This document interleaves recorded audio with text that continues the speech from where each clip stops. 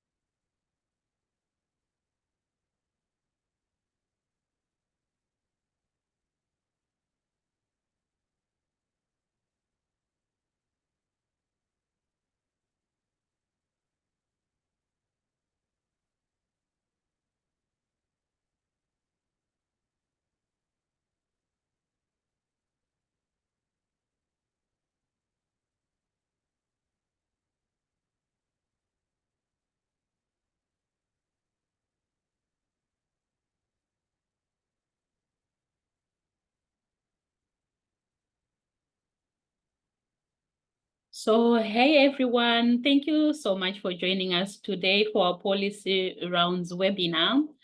Today our speaker is Sejal Bhalla. She's a computational health and interaction lab. She's working at the computational health and interaction lab for the Department of Computer Science, University of Toronto. So her topic is accessible and effortless monitoring of chronic respiratory diseases in older adults, a data-driven approach for timely interventions. We are going to hear all about it in a moment.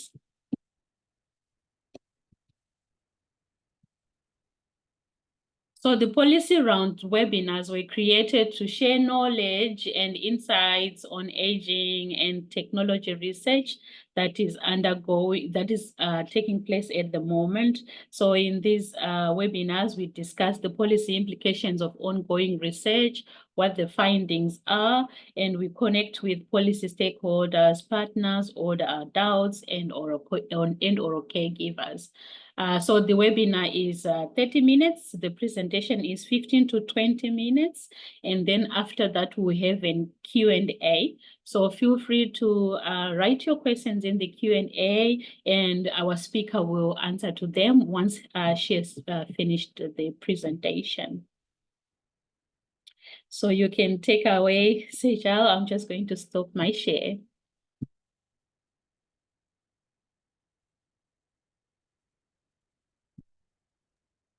Okay. Just give me a moment. Let me know if you can see my... Oh, I can. you can? Mm-hmm. How about now? You want to go to full screen? Yeah. Hold on. Mm-hmm. I think that's been...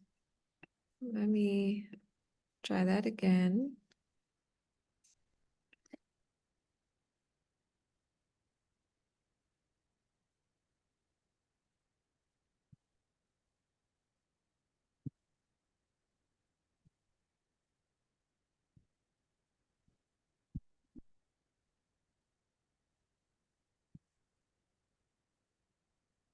I can see it.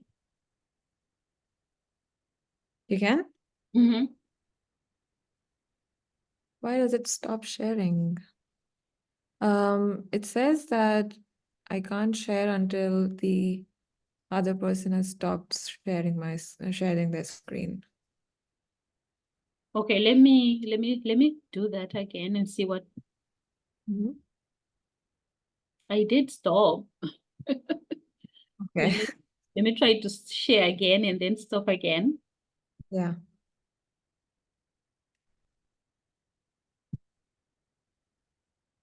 Okay, try again now. Mm.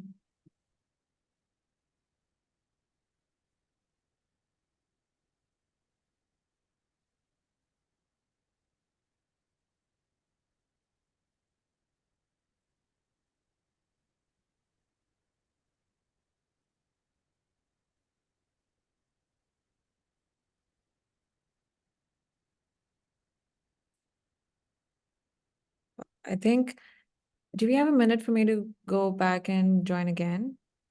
Because it Okay. was working for me just like a minute ago. Yeah.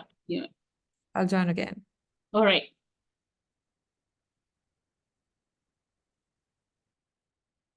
Sorry, everyone. We'll give it a moment. Technology is always acting up when you don't need it to.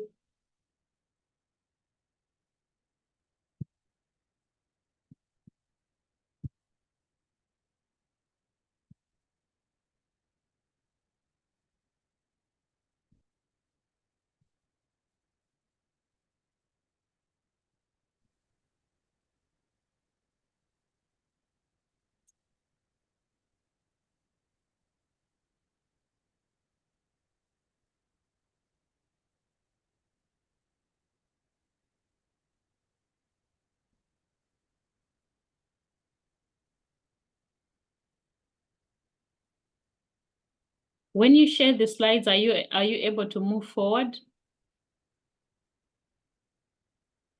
Why is it an empty screen? What are you able to see right now?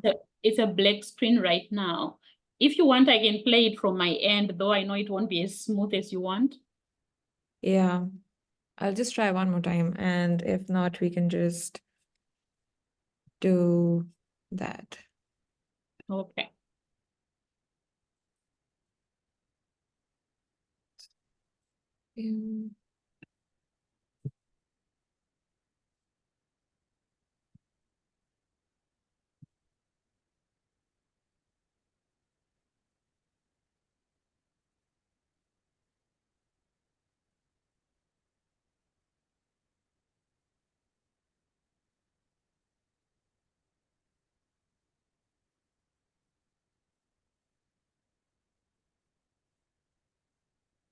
Is it okay now? You tell me if this changes things, or is it okay? I can see a screen right now. Can you move forward? Yeah, okay. So is that the full screen or with the speaker notes? No, I don't see the speaker notes, but I see some arrows right at the bottom on the left. Okay. Yeah, this should So be okay. this should be okay. Mhm. Let's start. I'm so sorry for spending some time figuring this out, but let's start. So I just want to begin with thanking Norma for giving me this platform to share some of the research that I've been doing for tackling chronic disease in seniors. I'm Sejal, by the way. I'm a third-year PhD student, and my research explores how we can use sensors and data to derive insights about the health and well-being of individuals. I believe that emerging technologies provide a great platform for building these systems that are not only accurate, but also accessible due to their increasing penetration in our everyday lives.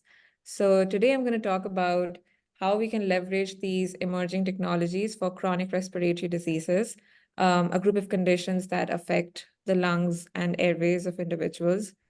And a lot of the technologies, implications, and findings that we derive from this work will be applicable to a lot of these diseases, but I'm going to focus on COPD. Let's see. So COPD is short for chronic obstructive pulmonary disease. And hold on, did it stop sharing again? If you continue forward, is it not showing? It's showing for me, but it says that it stopped sharing. Did it change to the second slide? We can see, but we just see COPD and nothing else. Yeah, that's okay. That's what I was hoping. Yeah. Okay, so I'm going to talk about COPD today, which is short for chronic obstructive pulmonary disease. It's the most common chronic respiratory disease, and it's the third leading cause of mortality, amounting to a total of 14% of all deaths annually. And around 2 million Canadians aged 35 and above are living and dealing with this disease on a daily basis. So this disease is even more prevalent in older adults, So for instance, in 2012 to 2013, 15% of seniors between the ages of 65 and 80 were living with COPD. And for seniors aged 85 and older, 26% were living with COPD, which makes it a really pressing issue for older adults. And since the disease is essentially irreversible, the best solution we can offer a patient is to help them manage this disease better. And that involves accounting for the chronic nature of the disease, which requires regular respiratory monitoring, but also the acute nature of the exacerbations that a patient can experience if their symptoms worsen. And I'm going to be using this term a lot, exacerbations. It just is a condition where your respiratory symptoms worsen acutely. And these exacerbations can cause irreversible damage to the lungs and airways if not diagnosed timely. So this requires early detection of exacerbations along with monitoring post-exacerbation recovery. Now, conventional approaches to disease management have included frequent lung function testing, both in the clinic and at home, but they overlook human-centered factors such as ease of use, burden, and comfort that eventually leads to reduced efficacy in managing these conditions. And as we all know, these problems are magnified by issues such as frailty, limited digital literacy, financial concerns faced by older adults specifically. Thus, more recent approaches for disease management have shifted their attention to mobile devices and wearables due to their increasing prevalence and advanced sensing capabilities. Plus, these devices are already integrated well in the lives of patients. Prior work has shown how these devices can measure relevant clinical indicators such as vital signs like heart rate or respiratory symptoms like coughing, cold, fever, etc., and lung function metrics, which are typically used in the clinic. And in practice, a clinician would look at a combination of these indicators to infer the lung condition of a patient. But prior research has been unable to translate these findings and capabilities to real-world settings outside the lab. A thorough literature review that we did at our end of such systems reveals several limitations, leading us to posit that a remote monitoring system should be convenient to use, which means that it should not require a lot of active effort to be put in by the patient. It should be able to assess respiratory health holistically. It should be able to work in real-world settings and not just in controlled laboratory settings. And it should be able to support continuous monitoring and early detection of worsening condition in order to enable timely interventions. And of course, one obvious requirement for these systems has to be that they should be reasonably accurate for working in the real world. So we set out with these requirements as our mission and brainstormed what should we or other researchers do to address these challenges. So first of all, we should understand the behavior and preferences of the patients. Through our connections at UHN and Sunnybrook, we reached out to patients who were admitted for COPD exacerbations. We formed a patient board and we periodically meet with them to understand their requirements and keep them in the loop on what we're doing so as to ensure a human-centered AI collaboration. One of our main takeaways from this experience has been that technology usage patterns. The majority of older adults don't interact with their smartphones a lot, or at least they don't carry them on their person all the time, but they wouldn't mind wearing a device if that tracks their health. So we picked wearables as the means to collect data. Then we should conduct studies in the wild, meaning we should observe their condition in their natural, everyday settings to be able to confidently comment on the medical validity of the monitoring system. Then we should develop methods to analyze and understand patterns in large-scale longitudinal data by accounting for noise and interference from other sources. And finally, we should evaluate the efficacy of the system transparently and adjust for and report any biases in our sample. This would lead to substantial findings that could inform stakeholders about the benefits of such a system when actually deployed in the real world. But regardless of the strides that we make in making these systems robust and accurate, their adoption in clinical practice would have to be driven by policy interventions. So the policymakers could help this crisis by laying the framework and guidelines to evaluate the effectiveness of these remote monitoring systems so that both patients and healthcare providers can trust them. And another area that requires attention is the adoption of technology by older adults. So a lot of older adults still hesitate to use smart devices or technology. Sorry. And educational resources specifically designed for this target group could help with technology adoption. So with that in mind, I want to now talk about some of the work that I've been doing with my team at Ph.D, along with our collaborators at UHN and Sunnybrook.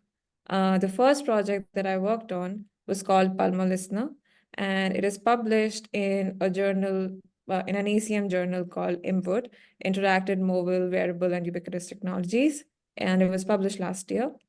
This work uses speech collected in the wild to predict the symptom severity of COPD patients on a daily basis. It doesn't require any input from the user. All the user has to do is to wear a smartwatch during the day and charge it at night. It continuously records audio passively. It processes it. It identifies voice segments, makes sure that it's coming from the patient, and generates a feature vector to represent an entire day of data concisely, and finally predicts the symptom severity level.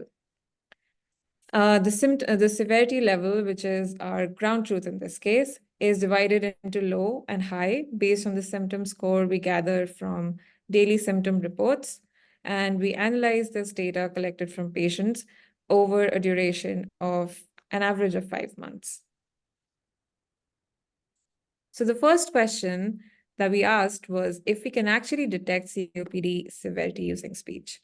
So spoiler alert, yes, we can, but we need to personalize the model with some days of labeled patient data, meaning that the patients would have to fill in those questionnaires for a few days for the model to calibrate its parameters to the patient's voice and lung condition. So the graph here on the left shows the performance of the severity classification model on the y-axis versus the number of days of labeled patient data that we use to personalize the model on the x-axis. So when we use 0 days of patient data, which is the first point in the graph, we get the highlighted patient-independent results. And by the 9th day, the model was personalized and ready to work for the patient with a sensitivity and specificity of around 80%. So this was a great starting point for us. And we went on to test if we could predict the COPD severity ahead of time. Now the graph here represents the performance of the model on the y-axis, a number of days in advance that we can predict the severity on the x-axis. So we observed that the performance doesn't decrease too much up until 4 days in advance, meaning that we could detect change in COPD severity level up to 4 days before it actually happens. And this was a really interesting result. It highlights that changes in vocal characteristics, they start appearing much before the patients experience the symptoms. And this opens so many possibilities for timely interventions. So Pulmo Listener satisfies a lot of the goals that we listed out earlier. It doesn't require active user effort. It works in the wild. It monitors the health status continuously and detects it early even. But it's not comprehensive. It only looks at the overall symptom severity. But if you recall, there are other clinical indicators that clinicians would look at to assess respiratory health, such as the vital signs of the patients. So to bridge that gap, right now, I'm working on a multimodal system that can capture a variety of physiological data that we can process to both assess respiratory health more holistically and accurately.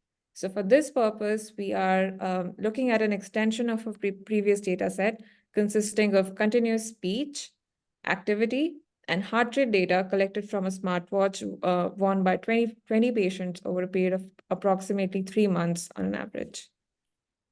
And we want to quantify the association between this diverse physiological data set and lung health outcomes, including exacerbation prediction. So if we talk about the bigger picture implications of this work, first and foremost, it benefits patients by helping them track their condition remotely, saving them a lot of hospital visits, and it also empowers them to make choices about their lifestyle and control their condition. So if they know that their condition is worsening and they typically smoke, they can try to control that, they can change their lifestyle and everyday actions. Our work also holds implications for healthcare providers who would be able to provide timely and state-specific treatment to the patients, which may lead to reduced hospitalizations and, of course, again benefits patients by reducing their distress. It also lowers the burden on an already overburdened clinical staff. Finally, this would also benefit healthcare institutions by reducing the costs associated with COPD treatment, exacerbations, and hospitalizations, which, by the way, is one of the top contributors to healthcare-related costs in Canada. So following the completion of the work that we have in our pipeline, there are three key directions that we plan to work on in the future to further the development of accessible respiratory monitoring systems. So firstly, we will build more advanced multimodal learning machine learning models for generating predictions from continuous sensor data. Additionally, we also want to integrate data from air quality, humidity, temperature to further contextualize the predictions that we are making. Then, along with our collaborators at UHN, we are conducting another study, version 2 of the previous one, with similar goals and better data collection strategies. We will systematically evaluate and refine methods that were derived from our previous work. And finally, we also want to conduct qualitative user studies with different stakeholders, including clinicians and patients. The objective is to explore ways to facilitate effective health data sense making without overburdening the clinicians with information and causing stress to the patients. So overall, the goal of this research is to contribute to self-tracking, empowering users to proactively manage their triggers, as well as clinical decision support, providing clinicians with information to intervene timely. So that brings me to an end. I am happy to take any questions. You can also reach out to me after this talk on my email over here, and this is a QR code to my website if you need more information. Thank you. Thank you so much, Sejal, and to everyone. Feel free to add your questions to the Q&A. But in the meantime, I have questions of my own.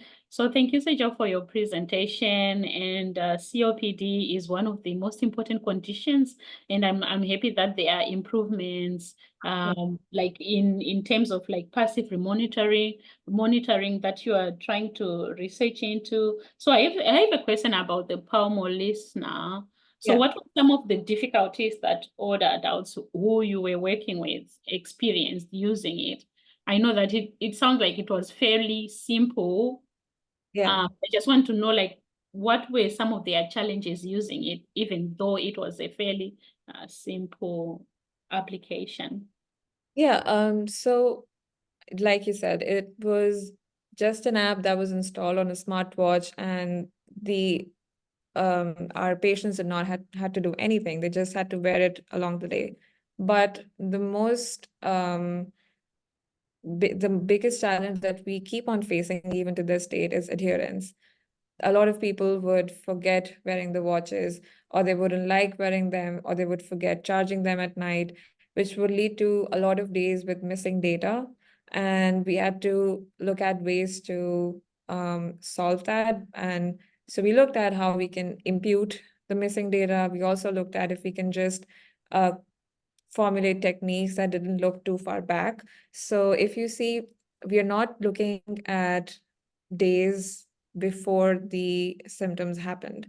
So for predicting the symptoms or my severity condition today, I'm only looking at data from today. So I'm not looking back a few days to see how my condition changed over time, which is something I would love to do, but the discontinuity in the data prevents us from doing that.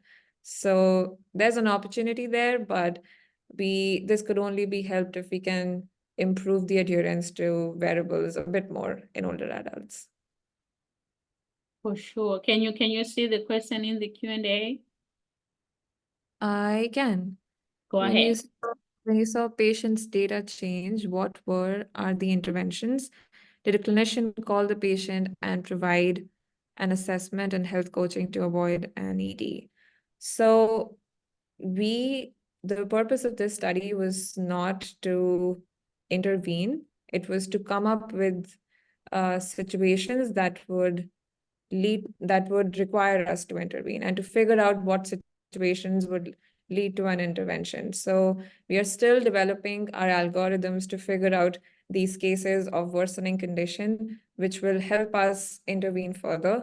But that is still in development. This is a really small sample size of 8 patients that we looked at.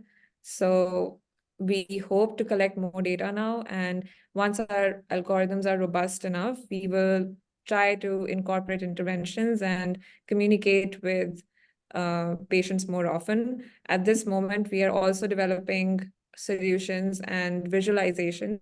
We are building a dashboard which will help clinicians track the condition of these patients over multiple days, and it will summarize everything in one screen, basically. And that should really help with, not overburdening the clinicians and helping them keep track of all the patients. And yeah, hopefully we can develop on this further, but it's still a work in progress. That sounds great. So one thing which I know you mentioned is that you said older adults prefer wearables, but I've also seen research which indicates that they don't like wearables. So what were the feelings? What were the feelings of the people in your research using wearables? So, like I said, we have a patient board of these COPD patients who are really active in helping us develop these solutions, and they want to be involved in this research. So we can continuously interact with them. And the one thing, it was actually quite surprising for me to know that more than 2 to 3 people in our 10 patient board, like now the number of people in a patient board are 10, but more than 2 to 3 people do not have a smartphone. They don't own one. And that was a really surprising information for me, which led us to believe that if not smartphones, what else can we use? And something they were willing to use was, they don't consider a smartwatch or a wearable as, like a piece of technology. They consider that as a tool which is helping them track their health. And they want to use something which they can just strap on and forget about. They don't want to continuously interact with them or think about, oh, I forgot my phone back. It's not in my pocket anymore, so the data won't be recording. And that's the problem with a smartphone, because you can, like, even with me, I might leave it in my living room and be sitting in my bedroom for the longest time, and it will not be collecting data, which is why we thought that wearables would be a better choice. And like I said, we still have a lot of issues with adherence, but among the two devices or category of devices that we were thinking about, wearables were certainly more acceptable for older adults. Yeah, it makes sense. I think at the end of the day, it's a choice of what is it that they would have on them, which is easier to carry around. Yeah, and it's also, I think a lot of them told us, that if it actually helps prevent some of the exacerbations that we experience, then they would be super willing to adopt that into their daily practice. It's just that we need to make that use case more evident for them. Oh, so the information you just share now, it brings me to my last question and probably the last one before we end the webinar. So how did participants feel about self-tracking? Was it a process they found, helpful, or was it stressful? How was that for them?